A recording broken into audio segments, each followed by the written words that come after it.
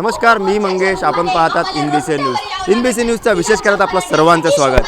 आज आम्ही घेऊन आलो आहे नागपुरात मराठा आरक्षणानं संपूर्ण महाराष्ट्र पेटला आहे आणि त्याच मराठा आरक्षणाची झळ आता आपल्याला नागपुरात बघायला मिळते. आपण इथे बघू शकता, माझ्या मागे बघू शकता की आज नागपुरात मोठ्या संख्येने मराठे बांधव आज रस्त्यावर उतरले आहेत. लाखोच्या संख्येने मराठा बांधव रस्त्यावर उतरले आहे. इव्हन तरुणच नव्हे, कॉलेजचे तरुणी नव्हे, तर गृहिणी, वयस्कर, वृद्ध आणि मुलं सुद्धा या मोर्चामध्ये सहभागी झालेले आहे. महत्त्वाचे म्हणजे कोपर्डी प्रकरणी अत्याचार झालेल्या त्या आरोपींना कडक शिक्षेची मागणी हे मराठा बांधव करीत आहे. तर दुसरी मागणी म्हणजे यांची की मराठा समाजाला आरक्षण मिळालं पाहिजे, ही यांची प्रमुख मागणी आहे. ॲट्रॉसिटी ॲक्टबद्दल सुद्धा बदल झाला पाहिजे, यासाठी सुद्धा मराठा बांधव आज रस्त्यावर उतरले आहे. आपण बघू शकतो की नागपूरच्या कस्तुरबा पार्कमध्ये मोठ्या संख्येनं मराठा बांधव या कोपर्डी प्रकरण घटनेचा निषेध नोंदवित आहे. आपण बघू शकतो की कस्तुरबा पार्कमध्ये आम्ही आधी आलो आणि मोठ्या संख्येनं मराठा बांधव इथे जमलेले आहे.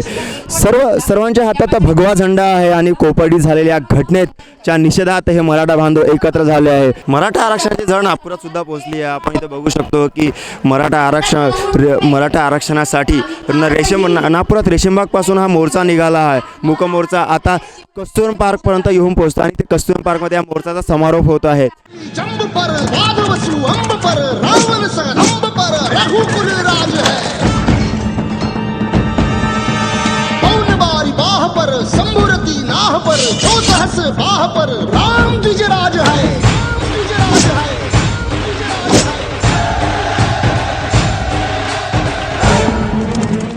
नागपूर हे भोसल्यांचं राज्य आणि आज नागपूर शहरात मराठा बांधवात एकत्र जमले आहेत आपल्या विविध मागण्यांसाठी. आपण राजेशकडून जाणून घेऊया, भोसले राजांकडून जाणून घेऊया की त्यांच्या काय काय मागण्या आहेत, काय मागण्या. कोपर्डीमध्ये जे एक चिमुकलीवर जे अत्याचार झाला, जे बलात्कार प्रकरण झालं आणि तिला मारून टाकण्यात आलं, त्या लोकांना ज्यांनी जो गुन्हा केला त्यांना फाशीची शिक्षा ही झाली पाहिजे, ह्यासाठी हा एक मोर्चा आहे.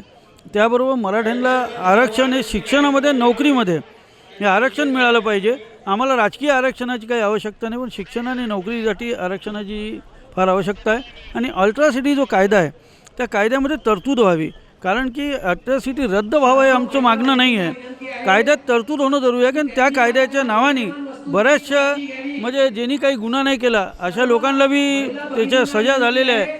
आणि जो खोटी अगर कंप्लेंट देतो आहे आणि ती खोटी आढळते आहे तर ज्यांनी कंप्लेंट दिली त्याला सजा व्हायला पाहिजे. असं सूर निघत आहे की कोपर्डीच्या हत्येच्या प्रकरण निषेधार्थ मराठा बांधव एकत्र जमले आहेत. मात्र त्यामागून कुठेतरी आरक्षणाचा मुद्दा मराठा बांधव समोर आणतोय, असा सुद्धा एक सूर आहे. त्याबद्दल तुम्हाला काय वाटतं? नाही, आरक्षणाचा मुद्दा गेल्या 25 वर्षापासून आमचा चालूच आहे.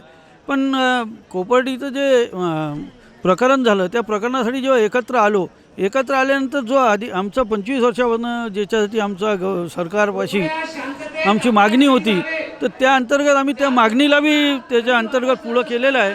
आणि अल्ट्रासिटीचा कायद्यावर आम्हाला भर आम्ही याच्यासाठी दिला, कारण की हे जे प्रकरण आहे याच्यामध्ये कुठं ना कुठं अल्ट्रासिटीमुळं त्या मुलीवर जास्ती अन्याय झाला. हे पश्चिम महाराष्ट्र, मराठवाडा, तिथून हा मोर्चा आता विदर्भाकडे आला.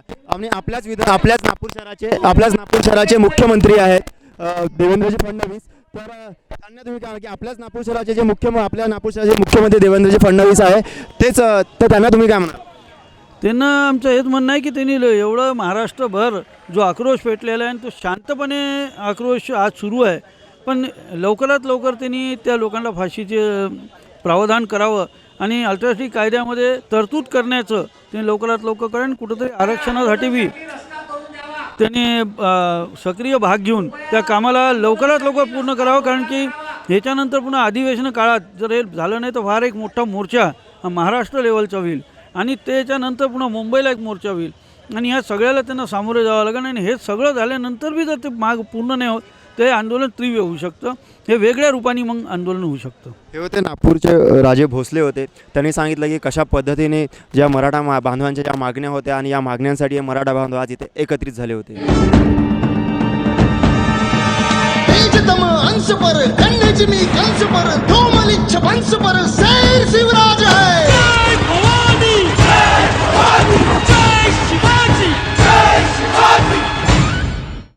जगाच्या इतिहासात लढवय्या जातीत नंबर 1 जात म्हणून प्रसिद्ध असलेल्या मराठा जातीने शांततेने, मूकपणे, कोणालाही त्रास न देता जबरदस्ती न करता, खंडण्या गोळा न करता, कोणत्याही धर्म जाती विरुद्ध एकही शब्द न काढता, प्रत्येक वेळी पहिल्या जिल्ह्याच्या मोर्चाच्या नंतर पाठीमागील कचरा सुद्धा स्वयंसेवकांनी साफ केला. या मोर्चात मराठा महिलांची लाखोंच्या संख्येने उपस्थिती, मोर्चाच्या वतीने मुलींनी निवेदन वाचणे, जिल्हाधिकाऱ्यास मुलींनीच निवेदन देणे, कोणीही नेता नाही, आदेश देणारा नाही, अशा अवस्थेत लाखोंच्या संख्येने निघणाऱ्या या मोर्चाचे जगभर अमेरिकेपासून जपानपर्यंत आपल्यासहित सर्वांनी तोंड भरून कौतुक केले.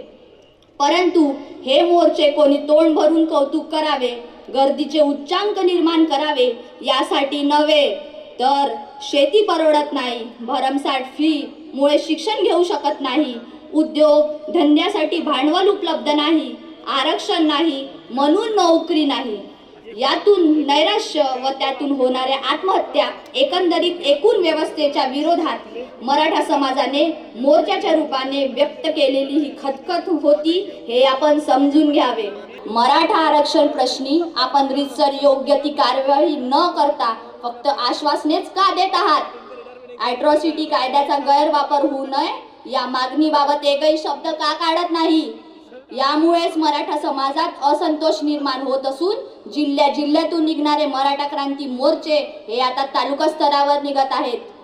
औरंगाबाद मोर्चाच्या बरोबर 2.5 महिन्यानेच आज दिनांक 25 ऑक्टोबर 2016 रोजी नागपूर इथे याचा आपण गांभीर्याने तत्काळ विचार करावा, अन्यथा होणाऱ्या परिणामास आपण जबाबदार राहणार. मागण्या. पहिली मागणी, कोपर्डी प्रकरण जलद गतीने न्यायालयात चालवून 6 महिन्याच्या आत आरोपींना फाशीची शिक्षा द्यावी. दुसरी मागणी, मराठा समाजाला तात्काळ आरक्षण मिळावे. तिसरी मागणी, ॲट्रॉसिटी कायद्याचा गैरवापर होऊ नये यासाठी या कायद्यात तात्काळ सुधारणा करण्यात यावी. चौथी मागणी, स्वामीनाथन आयोगाच्या शिफारशी तात्काळ लागू करण्यात याव्यात. पाचवी मागणी, शेतकऱ्यांना सरसकट कर्जमाफी देण्यात यावी. सहावी मागणी, अण्णासाहेब पाटील आर्थिक विकास महामंडळास 5,000 कोटी रुपयांची आर्थिक तरतूद करावी. सातवी मागणी, छत्रपती शाहू महाराजांच्या नावाने मराठा समाजातील तरुणांना किमान कौशल्य विकास, उद्योग व नोकरी यासाठी प्रशिक्षण देणारी स्वायत्त संस्था स्थापन करण्यात यावी. नागपूर मराठा क्रांती मूक मोर्चा दिनांक 25/10/2016. प्रति माननीय मुख्यमंत्री साहेब, महाराष्ट्र राज्य, मुंबई. विषय, मराठा क्रांती मोर्चाच्या मागण्या. महोदय, कोपर्डी प्रकरणावरून दिनांक 9 ऑगस्ट 2016 रोजी औरंगाबाद येथे मराठा क्रांती मूक मोर्चा निघाला व पाहता पाहता आज दिनांक 25 ऑक्टोबर 2016 पर्यंत महाराष्ट्रातील संपूर्ण जिल्ह्यात लाखोच्या संख्येने मराठा क्रांती मोर्चे निघाले. नागपुरात मराठा आरक्षण मोठ्या प्रमाणात मराठा बांधव सहभागी झाले होते. आपण या मराठा मोर्चामध्ये कॉलेजच्या तरुणींनी या संपूर्ण सभेला संबोधित केलं, त्या संपूर्ण मराठा बांधवांना संबोधित केलं. आपण त्या तरुणींकडून जाणून घेऊया की काय तुझ्या मनातल्या भावना आहे की मराठ्यांना आरक्षण मिळालं पाहिजे, काय तुमच्या मागण्या आहेत?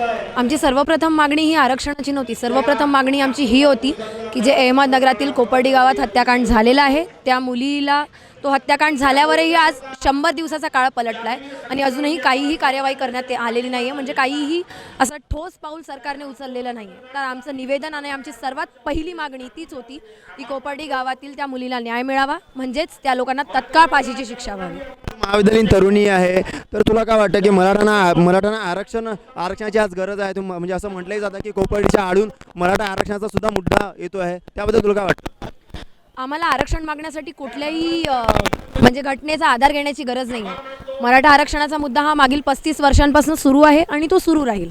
त्याच्यामुळे आम्हाला आरक्षण मागण्यासाठी कुठल्याही घटनेचा आधार घेण्याची गरज नाही. दुसरा एक मागणी तुमची अशी आहे की ॲट्रॉसिटी ॲक्टची मागणी आहे. त्यात तुम्ही म्हणता म्हणजे मराठा आरक्षण बांधवांचं असं म्हणणं आहे की त्यात बदल झाला पाहिजे, पण बदल म्हणजे नेमका काय झाला पाहिजे, तुला काय वाटतं? याच्यावर मी तुम्हाला एक उदाहरण देते की सपोज माझं जर कोणी व्यक्ती आहे, त्यांच्यासोबत माझी शेती आहे आणि आमच्या दोघांच्या शेतीमध्ये धूर आहे 2 फुटाचा. माझं त्यांच्याशी काही पर्सनल भांडण झालं असल्यामुळे जर त्यांनी तो धुरा नष्ट केला, तर अशा वेळेस जर ते कुठल्या दुसऱ्या जातीचे असतील आणि मी कुठल्या दुसऱ्या जातीची असेल आणि त्यांनी जर माझ्यावर गुन्हा दाखल केला, तर हा एक नॉन बेलेबल आणि याच्यावर हा एक नॉन बेलेबल ऑफेन्स आहे, क्रिमिनल ऑफेन्स आहे. त्याच्यानंतर याच्यावर अँटिसिपेटरी बेल पण बार केल्या गेलेली आहे.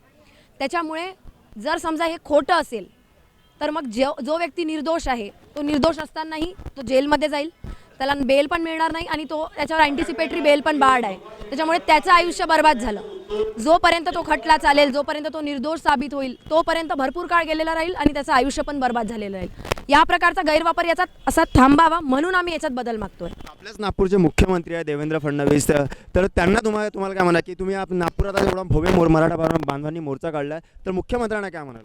मुख्यमंत्र्यांना आम्ही आमच्या मागण्या कलेक्टर साहेबांथ्रू दिलेल्या आहेत आणि मला नक्कीच असं म्हणायचं आहे की त्यांनी आमच्या मागण्या पूर्णपणे पूर्ण कराव्यात. मराठा बांधवांनी आपल्या विविध मागण्या या कलेक्टरला दिलेल्या आहे आणि आपण बघू शकतो की मराठा बांधवांना आरक्षणाचा मुद्दा असो, ॲट्रॉसिटी ॲक्टमध्ये बदल करण्याची मागणी असो किंवा अन्य इतर कुठल्या मागण्या असो, या त्यांच्या मागण्या कधी पूर्ण होतील हे तर येणारा वेळच सांगेल. जंब पर वाद वसु अंब पर रावण सन अंब पर रघुकुल राज है. पौन बारी बाह पर संबुरती नाह पर जो सहस बाह पर राम द्विजराज है.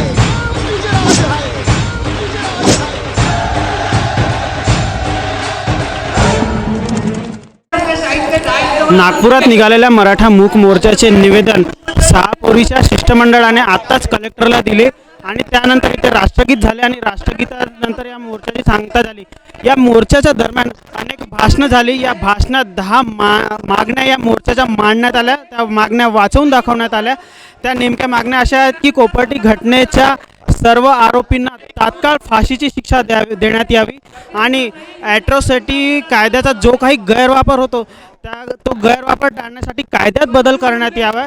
त्याप्रमाणे मराठा समाजांना कोणत्याही जातीच्या आरक्षणाला धक्का न पोहोचवता त्यांना आरक्षण देण्यात यावे ही मागणी करण्यात आली आणि शेतकऱ्यांच्या पिकाला हमीभाव देण्यात यावा यासाठी जो स्वामीनाथन आयोग नेमण्यात आला होता त्या आयोगानुसार त्यांच्या मागण्या पूर्ण कराव्या आणि तशा उपाययोजना या सरकारने कराव्या अशा मागण्या या भाषणातून देण्यात आल्या. या भाषणानंतर मराठा मोर्चात सहभागी झालेल्या सर्व मंडळीकडून युवा मंडळी, महिला मंडळी आणि पुरुष वर्ग या सर्वांकडून आपण हे प्रश्न विचारून घेऊया त्यांच्या या मागण्याविषयी काय म्हणणं आहे, त्यांना या मागण्यासंदर्भात किती माहिती आहे, काय ते माहिती सांगतील. आपण हे सर्व आता आपण त्यांच्याकडनं जाणून घेऊया. आपल्यासोबत राष्ट्रवादीचे प्रवक्ते आहेत अतुल लोंढे, यांच्याकडून आपण विचारूया की मराठा आरक्षणाबद्दल जे बांधव एकत्रित झाले आहेत त्यांच्या ज्या मागण्या आहेत त्याबद्दल तुम्हाला काय वाटतं? एक तर मला सर्वप्रथम सरकारला हे सुचवायचं आहे की त्यांनी लोकांच्या मनामध्ये संभ्रम निर्माण करणं बंद केलं पाहिजे. जर राजस्थानमध्ये 76% राहू शकतं, बिहार, ओरिसा, कर्नाटका, केरळ, आंध्र प्रदेश, तेलंगणा, त्याच्यानंतर तामिळनाडू इथे 60%च्या वरती आरक्षण राहू शकतं, तर महाराष्ट्रालाच अशी कोणती अडवणूक सुप्रीम कोर्ट करणार आहे हे माझ्या तरी समजण्याच्या बाहेरचं आहे. हा समाज सर्वांना न्याय मिळावा याची मागणी करत आहे. हा समाज शेतकऱ्यांना न्याय मिळावा त्याची मागणी करत आहे. हा समाज येणारी पिढीची तरुण मुलं मुली आहेत त्यांच्या संदर्भात त्यांना शैक्षणिक सोयीसवलती सुविधा मिळाव्या याच्या संदर्भात मागणी करत आहेत. त्यामुळे याच्याकडे अतिशय नम्रतेनं बघावं अशी नम्र विनंती आहे. कुठलाही मतभेद निर्माण होईल ॲट्रॉसिटीच्या संदर्भामध्ये म्हणा किंवा आरक्षणाच्या संदर्भामध्ये हे सरकारनं सोडून द्यावं, क्वांटिफिकेशन करावं, संख्यात्मक मोजणी करावी आणि सुप्रीम कोर्टाला हे पटवून द्यावं की इथे आम्हाला 60%च्या वरती जाण्याची गरज आहे आणि अशा पद्धतीनं मराठा समाजाला आरक्षण देणं शक्य आहे. शेतकरी समाज हा सगळ्या समाजाचा आहे. शेतकऱ्यांची मागणी ही सगळ्या महाराष्ट्रातल्या शेतकऱ्यांसाठी आहे. महिला मुलींच्या सुरक्षेचा प्रश्न हा सगळ्या महिला मुलींसाठी आहे. तो जातपात, प्रांत, धर्म याच्या वरचा आहे. त्यामुळे ही मागणीसुद्धा सिरियसली गांभीर्यानं सरकारने घ्यावा अशी आमची मागणी आहे, अशी आमची हात जोडून विनंती आहे. लवकरात लवकर सरकारने हे करावं. ॲफिडेविट जे आहे ते चांगल्या पद्धतीनं द्यावं. 2 वर्ष आपण दिलं नाही. FIR चार्जशीट दाखल करण्याला सुद्धा तुम्ही 90वा दिवस घेतला. अशी फसवणूक लोकांची करू नये. गंभीरतेनं आम्ही यामध्ये कार्यवाही करत आहोत असं सरकारनं लोकांसमोर दाखवावं. हा मोर्चा कोणाच्या विरोधात नाही. पुन्हा एकदा सांगतो, फक्त ह्या ज्या मागण्या आहे या मागण्या त्वरित मार्गी लावाव्या एवढीच आपल्या माध्यमातून मी सरकारपुढे मागणी ठेवतो. महाराष्ट्राने पहिल्यांदाच एवढा मोठा मोर्चा बघितला आणि कुठल्याही राजकीय पक्षाच्या नेतृत्वाखाली नाही तर मराठा बांधव स्वतः एकत्रित आले, संपूर्ण कुटुंब एकत्रित आलं. त्याबद्दल काय वाटतं की कुठल्याच जातीचा पुढारी नव्हता, कुठल्या राजकारणाचा कुठलाही पुढारी नव्हता, तर सर्व मराठा बांधव एकत्र आलं. तर याबद्दल तुम्हाला काय वाटतं की हा जनतेच्या मनातला रोष होता? ही बुद्धाची आणि गांधींची भूमी आहे. ही छत्रपती शिवाजी महाराज, शाहू फुले आंबेडकरांची भूमी आहे.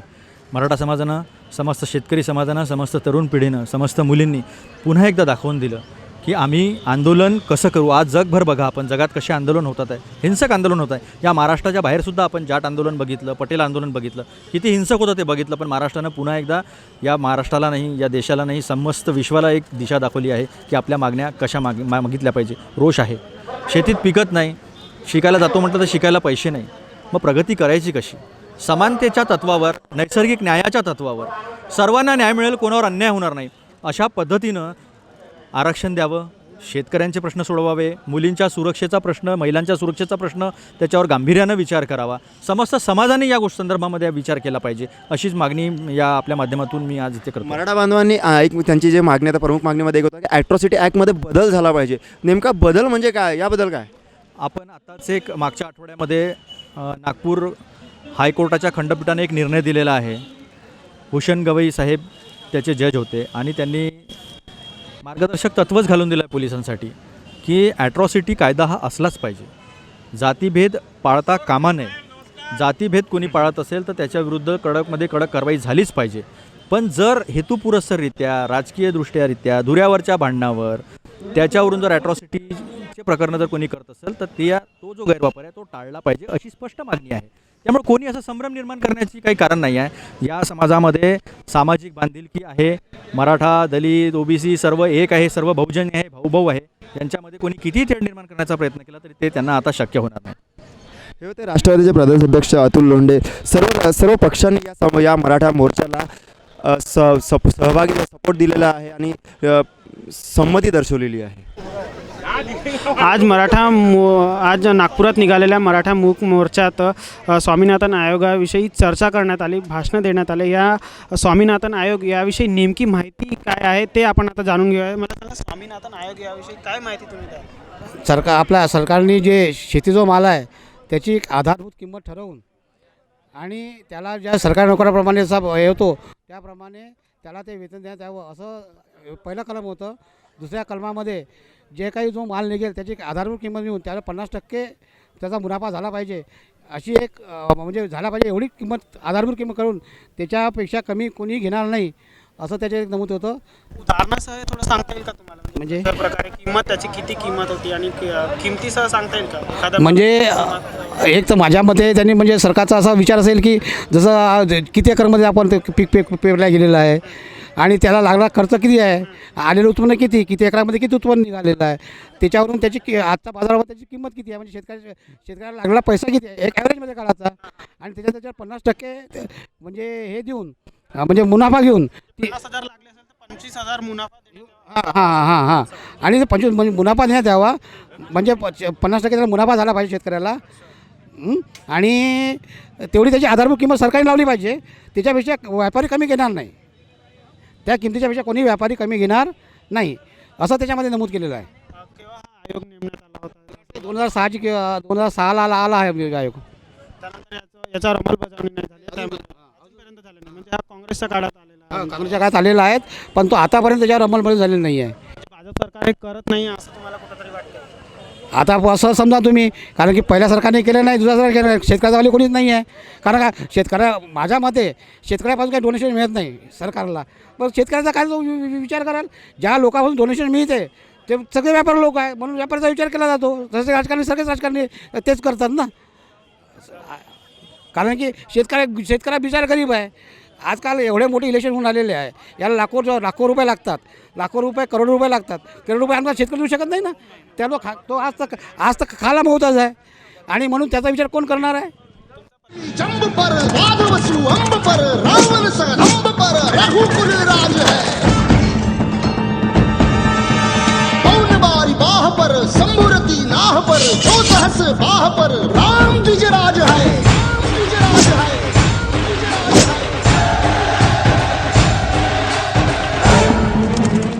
नागपुरातील मराठा बांधवांचा हा मुख मोर्चा आज इथे पार पडलेला आहे. आपण बघू शकतो की मोठ्या प्रमाणात या मोर्चामध्ये मराठा बांधव सहभागी झाले होते. मात्र हा मराठा मुख मोर्चा मराठवाड्यापासून सुरू झाला, पश्चिम महाराष्ट्र, विदर्भ आणि हळूहळू तो विदर्भात येऊ लागला. विदर्भातल्या विदर्भाची जी राजधानी आहे नागपूर, त्या नागपुरात हा मोर्चा होता. आपण ज्याप्रमाणे मराठवाड्यात या मराठा बांधव मोर्चामध्ये सहभागी झाले होते त्याची तुलना मात्र कमी होती आज या नागपूरच्या मोर्चामध्ये असं म्हणावं लागेल.